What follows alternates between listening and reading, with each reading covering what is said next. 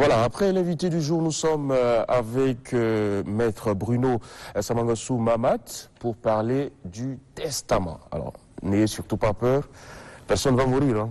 Quand on écoute testament, ça craint un peu. Maître, bonjour une fois de plus. Bonjour. Ça va, vous allez bien? Très bien, je voudrais vous dire merci pour l'invitation. C'est nous plutôt. Surtout, joyeux Noël et bonne fête de fin Joyeux d'année. Noël, meilleurs vœux, Maître. Merci Maître, joyeux Noël à vous aussi. Merci. On va commencer tout de suite par la définition simple du testament. C'est quoi? Alors, le testament, en droit, c'est un acte par lequel une personne qui est appelée testateur décide d'organiser pour le temps après sa mort la transmission de ses biens et qu'il peut révoquer à tout moment.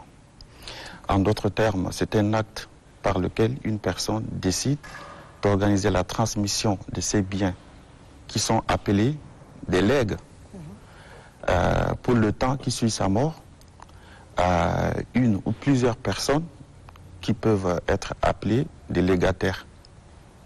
Voilà. D'accord, t'es légataire. Légataires. Légataire. D'accord. Oui, les bénéficiaires des Ça, c'est les legs. bénéficiaires maintenant. Ça, c'est Exactement. les héritiers. Oui. Oui, des héritiers. On peut aussi les appeler comme ça. Non? Héritier, non? Et les héritiers, oui. Ouais. Parce qu'il y a une nuance pour certaines personnes qui ne le savent pas. Il y a qui font la confusion entre héritier et successible. Oui, c'est ça. Voilà. Héritier, c'est lorsque vous avez déjà perdu votre parent, votre père ou bien votre mère. D'accord. Là, vous êtes héritier. Et lorsque vos pères et mères sont encore vivants, Oui. vous n'êtes pas obligatoirement héritier. Vous êtes successible. Ça veut dire que votre parent, votre père ou mère peut faire de vous un héritier ou pas. Ou bien la loi peut faire de vous un héritier ou pas. Est-ce que le testament peut être modifié, Maître? Le testament peut être modifié autant de fois et autant que vous pouvez, et autant que vous en avez les capacités mentales ou bien les moyens qui vous permettent de le faire selon la loi. Et après Même le décès du oui, testataire. justement, après? Non, après le décès du testataire, le testament ne peut plus être modifié. Sinon, qui va le modifier? Ah, les enfants sont Les ayants droit pas. peut-être. Non, c'est pas possible. C'est pas possible. Non. Déjà, le testament, vous savez qu'il y a plusieurs formes de testament. Voilà, on va y revenir. Et Déjà, c'est quoi le cadre juridique du testament? bon, c'est pour permettre à chaque personne d'organiser sa succession et la transmission de ses biens, comme je viens de le dire. D'accord. Vous êtes maître, vous êtes notaire. On va préciser que vous êtes notaire. Est-ce que vous recevez souvent des personnes qui viennent pour leur testament, qui écrivent leur testament? Généralement. Généralement, les Tchadiens. Est-ce que les Tchadiens ont C'est parce conscience que c'est un de... peu difficile pour nous. Hein. Moi, je sais qu'il y a certaines familles où quand le père laisse un testament, ça devient un problème. Quelque part, vous êtes traité d'être égoïste. Oui, tout à fait. Ce qui fait que les parents ont peur. Il y a des parents qui ne peuvent pas écrire non plus le testament. Oui, mais là, c'est une question de responsabilité Oui. familiale. Il faut le faire. Nous avons ce problème-là ici au Tchad. Nous avons tendance à penser que faire son testament, c'est anticiper sa mort. Voilà, exactement. Et si jamais, en principe, le testament, il est secret.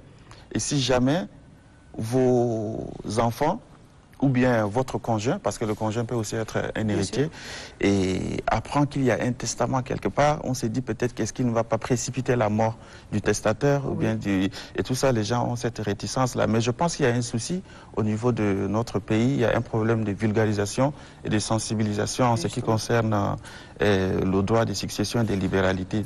Il va falloir peut-être, en ce qui concerne nous, les praticiens du droit privé, peut-être vulgariser, sensibiliser les gens et leur dire qu'il faut faire les testaments pour pouvoir mieux organiser leur succession. Parce que nous savons tous qu'au Tchad, lorsqu'il y a décès ou bien lorsqu'il y a disparition de quelqu'un, après il y a automatiquement des problèmes voilà, de succession.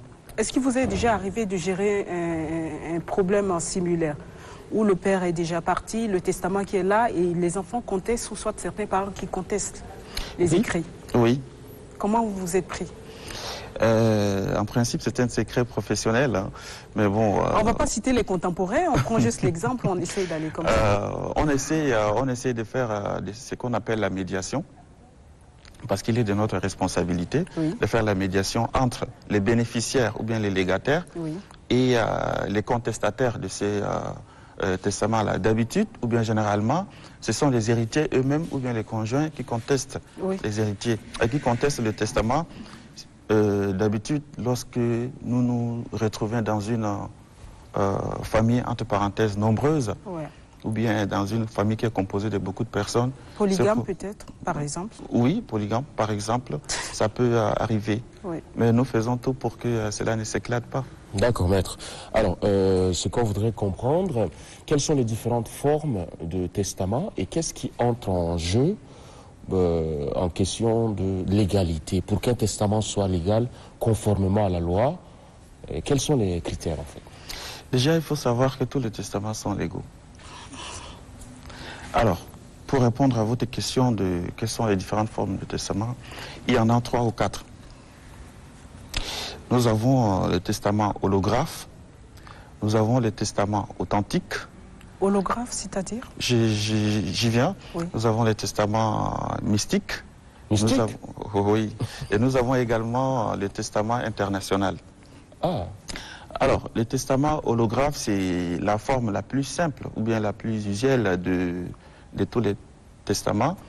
Et c'est le testament qui est rédigé de la main du testateur, numéroté, paraphé, s'il a plusieurs pages, par le testateur lui-même, qui est signé et daté par lui. Alors, et il est remis au notaire. Nous avons également un testament qu'on appelle le testament authentique. Ça, c'est celui qui est le plus pratiqué ou bien le plus sollicité dans notre société romano-germanique ou bien romano-juridique. C'est un acte qui est reçu par un notaire et qui est rédigé par ce notaire-là, mais sous la dictée du testateur. C'est-à-dire que c'est le testateur qui dicte ses dernières volontés au notaire. Il écrit ce que le testateur lui dit, mais en présence de 2 témoins ou en présence d'un autre notaire, pour pouvoir lui donner un caractère d'authenticité. Vous veniez de le dire, nous avons un autre testament qu'on appelle le testament mystique. Quand on dit testament mystique, mais pas dans le sens strict du mysticisme ou bien de ce qu'on appelle le mystique. C'est un testament qui est écrit presque dans les mêmes formes que le testament, le premier, c'est-à-dire le testament holographe, mais il est écrit de la main du testateur, signé par lui sur un papier blanc, sans rature, sans modification, mais qui est déposé sous pli fermé, daté, cacheté et remis au notaire pour qu'il puisse le déposer dans son cabinet et qu'on puisse l'ouvrir après le décès du testateur. D'accord. Je vois le côté mystère. Vous comprenez le côté mystère? C'est le côté secret. Secret, strictement secret. secret. Précisé sur une feuille blanche. Oui. Parce qu'il ne faudrait pas que ça soit rayé ou bien raturé ou bien sali. Qui reste secret de toute façon. Est-ce que le notaire a accès à cela? Bien sûr. Il vous arrive de lire ou non? Non, on ne peut pas lire. C'est fermé, vous attendez à la mort. Exactement, on ne peut pas lire. Si on le lit, ce n'est plus un secret. Parce qu'il faut le préciser, il y a, en parenthèse, des notaires, sans faire insulte, des notaires qui sont curieux, ou bien qui sont moins professionnels dans ce qu'on appelle le secret. Et s'ils sont au courant de ça, j'ai peur que ça puisse parvenir dans la famille ou bien aux héritiers ou bien aux légataires pour leur dire que il y a ça. Essayez de revoir. Et là, ça crée un conflit direct. Alors, un cas d'espèce très récurrent, maître, c'est le cas où les héritiers contestent, dans le cadre du testament holographe, manuscrit, l'écriture même de leur père ou leur mère qui décède. On dit non, ça, c'est pas l'écriture de papa. Dans ce cas-là, qu'est-ce que vous faites pour authentifier ce testament holographe? Il y a plusieurs moyens qui sont à notre disposition. Déjà, il va falloir faire appel à la bonne foi de cette famille-là ou bien de ces héritiers-là. Puisque c'est écrit de la main de leur papa ou bien de leur maman. Et s'ils le contestent, on va peut-être faire appel à une expertise scientifique pour prouver est-ce que ça a été écrit de la main de leur papa ou bien de leur maman ou pas. Vous pouvez comment? Vous comparez l'écriture?